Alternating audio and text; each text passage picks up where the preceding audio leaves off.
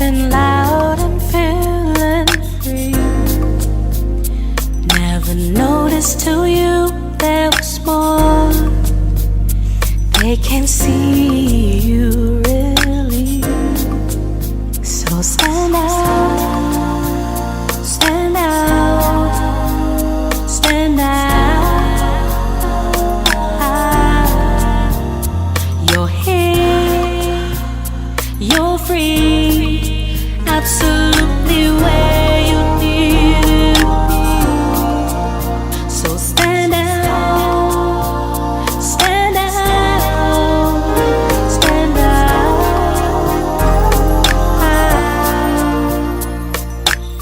Welcome to the Sonshine State, a space for health, healing, and wellness. Hello, everybody, and welcome to the Sonshine State. This is the second episode of my podcast, and I'm so excited about the journey that we're about to go on together. This is a podcast that travels the journey of complete emotional healing, health, and wellness from a non-expert perspective. I'm simply a woman on a journey trying to figure this thing out right alongside with you. Now, in this podcast, we have so much to uncover and release together, so let's get started. Now, last week was such a cool time. I gave an introduction to the introspective question, do you like me? And talked about my personal story and how I discovered I didn't like me. This episode will further discuss the question of self-like or love started in the last episode, but we will also focus on exploring self-image and finding home within. We will talk, of course, about it from several vantage points as we go along, but today I'll start with the story. A few years ago, I went on a tour with an artist, of which I will not name for the sake of confidentiality. I was excited to go on this tour. It was a 10-day tour. The music was cool. The experience of the show was pretty cool. At times, the whole band would dance. It was just a really exciting experience overall. It was overall a very cool situation. However, I was terrified because it was the first time I would tour as a background vocalist for a legendary artist. I had done background vocals for mainstream artists and toured with them before, but not on a legendary status. I actually grew up listening to this person's music, so it was really, really a big deal for me. So on the tour, things were going well, but right around the 5th day, a couple of the band members were complaining about the lack of per diem. That's actually the money that you're supposed to receive for spending during the tour. They, as well as I and others, were under the impression that we would receive a certain amount daily. After all, that is the meaning of the term per diem. This, in fact, was not actually the intention. The amount we would receive was meant to cover the entire trip. Of course, this meant people weren't happy about it. Normally this amount is to cover the food you will eat during the tour, 3 meals daily taken into consideration. With all of that being said, tons of complaints were going around, none of which actually made it back to the artist. Other than mine, of course, the new girl in the band had something to say where she was expected to be silent. After it got back to the artist, I was given a bit more money to make up for the confusion and help me get through the rest of the trip without starving to death. I was super broke then, so when I made the decision to go on this tour, what I made during the tour was what I was supposed to eat with. So I was in a bit of a dilemma. So I had to make sure that I stretched every penny that I got from that time frame so that I can eat every single day. But that was strike one for me, for them, of course. I then noticed, that one of the guys in the band was connected with people on every stop that we made. So as we go on throughout the trip, I approached him as a friend and asked if he wouldn't mind allowing me to go with him or letting me know if he was going out, because I'd like to experience some of the sights in these different places too, if possible. I was on some tourist, explore the world, Dora the Explorer type thought process at that moment. And I didn't really pick up on the fact that I was violating the tour etiquette. He simply said, okay. And when 2 or more days went by and I asked the second time, and, to which he had the same response, mind you, each of these nights he went out and had an extravagant story to tell for each of the night's adventures. And I started thinking to myself, didn't really say much at first, but I thought to myself, whoa, why is this guy dismissing me like that? You're giving me an okay, but you're not following through on what you've said. At that point, that was beyond my cue to just let it go. But I didn't. After I started thinking those thoughts, I started to complain to him and thought it was because he didn't like me as a person. Well, to be completely honest, that had absolutely nothing to do with me. After spending a lot of time in this industry, I learned that this dude was really trying to hang with his people and be alone with whichever young lady he designated for that night. Had he let me tag along, the hang part would have been cool, but I would have so been in the way of his late night activity. At that time, I was naive and I really didn't realize that. But, after time, I learned it. So instead of me actually thinking in that mindset, I went into this dark place thinking no one there liked me, thinking I was being singled out, when in fact these thoughts of paranoia led to a change in my behavior. I was angry, sad, and lonely. I was missing my very young little girl at the time, and although these feelings were valid, it had nothing to do with those people on that trip whatsoever. It had to do with me and being able to settle myself within myself to really come to terms with what was actually going on. Now, I'll come to that point in a minute, though. I'll come back to it. That was strike two for me, though, just so you know. I then, with my desire to try to fix people liking me, decided to try to win the attention of the people on the trip. Side note, this never works out, okay? Trying to make people like you oftentimes lands you in a whirlwind of emotions personally and giving off that doing way too much vibe. Now, okay, let's go back to the story though. Now, I asked if I could help with, a few small things here or there. I also noticed that we weren't in the best hotels and offered to help with the hotel accommodations for future tours. This way we could save money, still have nice accommodations, have, a nice breakfast sometimes, things like that. This did not go over well. As helpful as I thought it would be, it was taken with offense, as if I was demeaning the work of the person or persons who got us the hotels. Not at all my intention, but my desire to do entirely way too much got my foot stuck in my mouth yet again. But a key thing experience will teach you is staying in your lane helps you win the race. I'll say that again. Staying in your lane helps you win the race, okay? But again, I had to learn that the hard way. Now, we can talk all day about the fact that people need to communicate better and, help to clear up situations like these.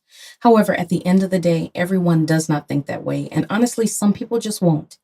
We live in a world full of avoiders, people who shy away from clarity for whatever reason. To them, it is better to ignore a problem, hoping it will go away, which is often the worst thing ever because it doesn't. There are people who avoid communication for various reasons. They don't feel comfortable with you. They don't feel they should have to. They're embarrassed. They don't know how to communicate. Too many reasons to list, but it's a lot of reasons out there. So you can't worry about that part. None of that is in your control. And for me, none of that was in my control. None of that mattered. What was in my control was my ability to take a step back and assess the situation. The hotel thing was strike three for me, by the way. I was told that I wouldn't be back. Hard lesson, but it needed to be learned.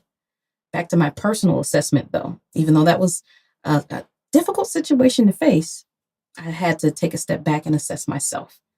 Had I stopped as soon as my feelings of inadequacy stepped in and actually took some time for myself, I could have cut some of that off at the head.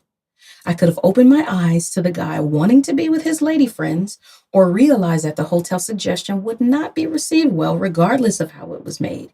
People are offended by what they are offended by, and you have no control over that. The fact of the matter is, I was not at home with myself, and so my actions I was not in control of. I needed to take a step back and find my safe place to understand why I felt rejection and fear in these moments. No one should be in charge of your feelings or self-worth or security. That is all on you, and it is impossible for an external source to create your internal happiness. So, because I struggled with my internal happiness, it was reflected in those moments. I've struggled so much with the notion that I have to learn how to love myself. Like, why isn't this a natural thing? Why is it not innate for me to love me? Like, shouldn't that be a common thing? Why do you have to work on building self-esteem?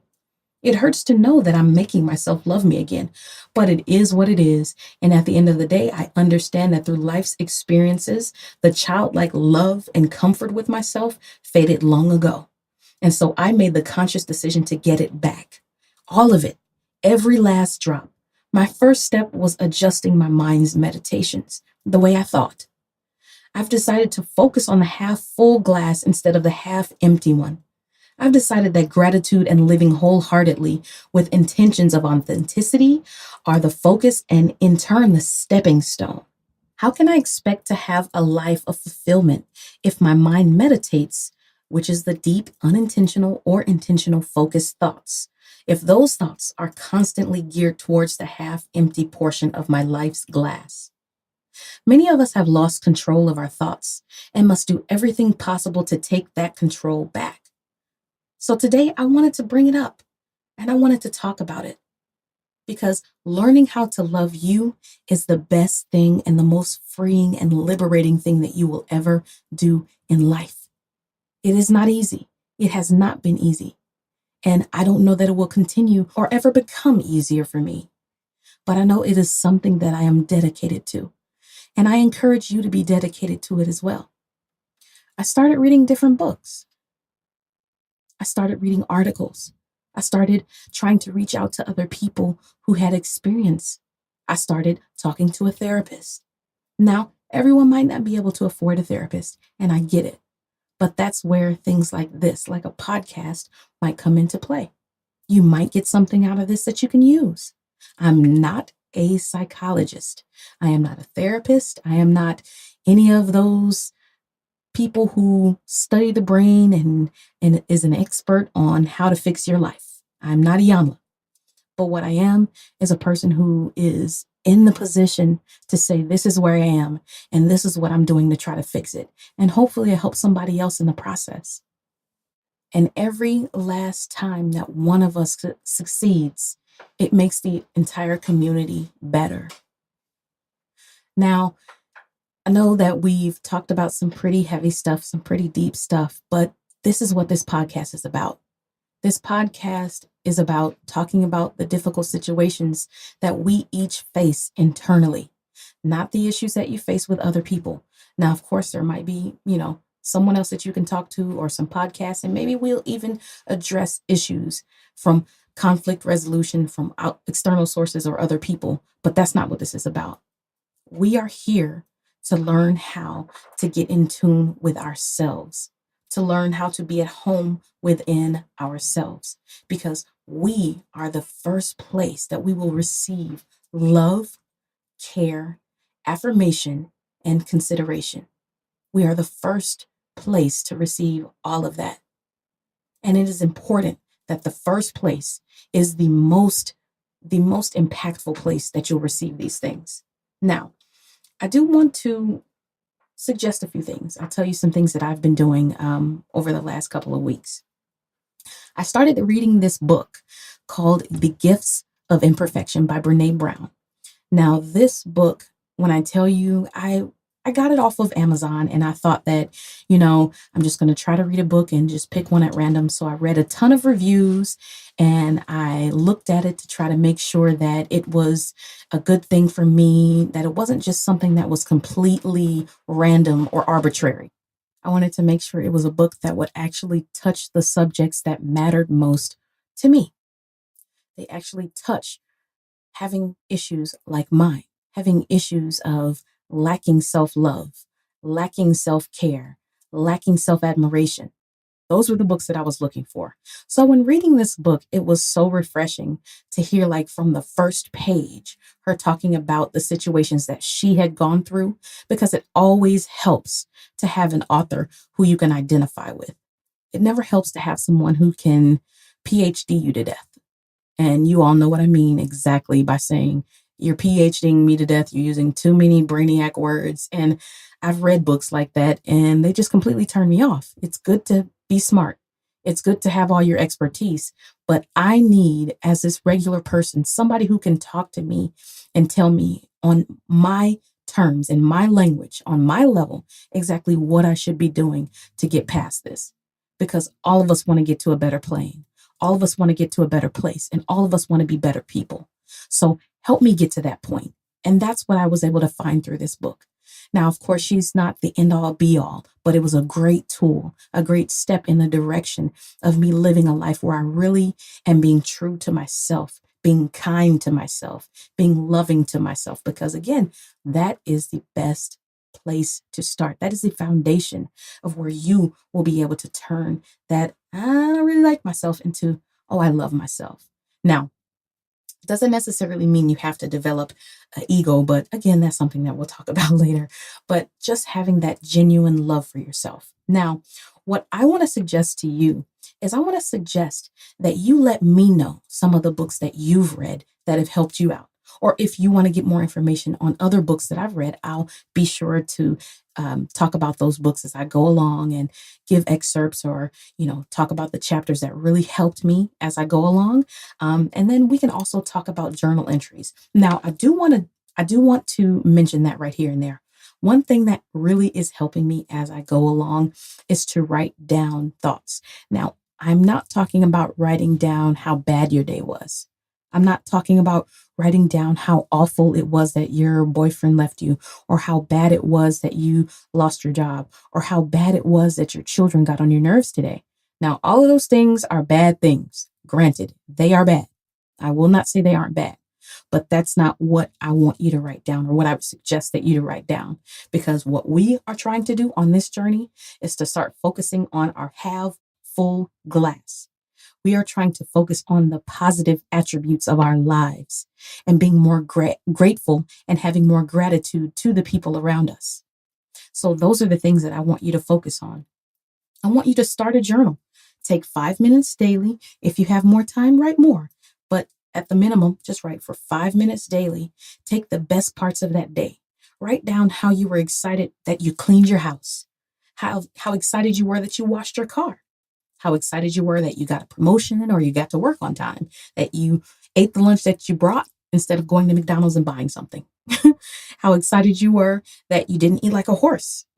Now, as funny as that may seem, I'll be honest, some of us have a really big goal every day. Do not eat like a horse, especially those of us who are trying to be healthy, pay attention to our weight, and make sure that we keep a certain image together, and et cetera, et cetera. So take that time, 5 minutes a day, write in your journal, what are the best parts of your day? What are the best parts of how you felt during that day? Were you happy because you felt like you looked pretty today? Were you happy because your hair finally cooperated today?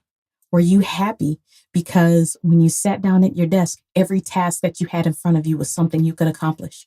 Were you happy because your kids did their homework and you didn't have to tell them to do it?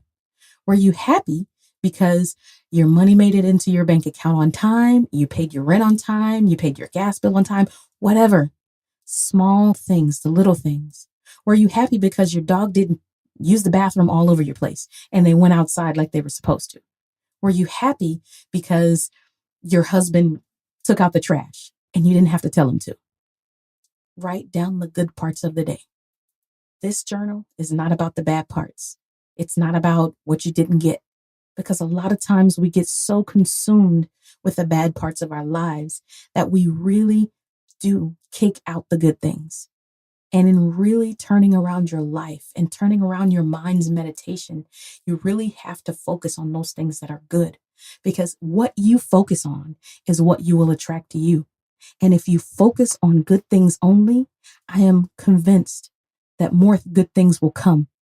And I've not been doing it very long, so I can't say it's a proven fact, it's a miracle that these things happen. But a lot of sources have stated that if you put certain things out into the world, or if you think a certain way, if you meditate on a certain thing, those certain things will come back to you.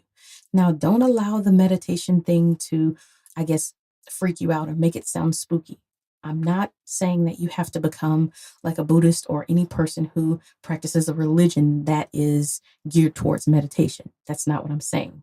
All I'm saying is be very, very intentional about where you focus or place your thoughts. Be very, very intentional about how you allow yourself to think or where you allow your thoughts to go. And if you notice that your thoughts are veering to those places that are ungrateful, that are unhappy, and that are negative and out of sorts and totally out of line with where you want to be, allow yourself the opportunity to have that moment, readjust, and refocus. because you have to take control of where you will go on this journey, because you will make it. You are a wonderful person. You are a needed and important person. And nobody can take that from you. Nobody else's accomplishments, nobody else's beauty, nobody else's wonderful traveling life, nobody else's Facebook or Instagram post. Nobody can take that away from you. You are wonderful regardless of the things that you feel like you have not yet accomplished. Those things don't define you. So, with all of that being said, I thank you so much, guys, for listening to today's podcast. Again, this is the Sonshine State. I do want to leave you with this one thought for today. The glass of your life is half full, and that's where you should focus. There are good things happening for you and around you. And that's a wonderful thing, and that's something to celebrate and be grateful for. Now, the Sonshine State is a new podcast, and I'm really excited about it. We have a website, so you can find us online at www.sonshinestate.com. Again, that's www.sonshinestate.com. So excited to have you all there. Feel free to subscribe to our mailing list. There are some wonderful things that we will have coming up, some wonderful guests that are coming. So I'm excited. I'm happy that you came here, and hopefully you got something from this and can take something away from it. And definitely feel free to comment and let me know on some topics that you want to hear about. Ask me some questions. If you want to have more detail on things that I've already talked about, feel free to leave those comments and those questions, because again, we are all in this together. And as a community of people who are learning how to heal ourselves and be healthy emotionally, I'm here for it. And we are here for it. And we got each other. All right, guys, have a great one. So stand out, stand out, stand out. You're here, you're free, absolutely where you need to be. Thank you for joining the journey to the Sonshine State, a space for health, healing, and wellness.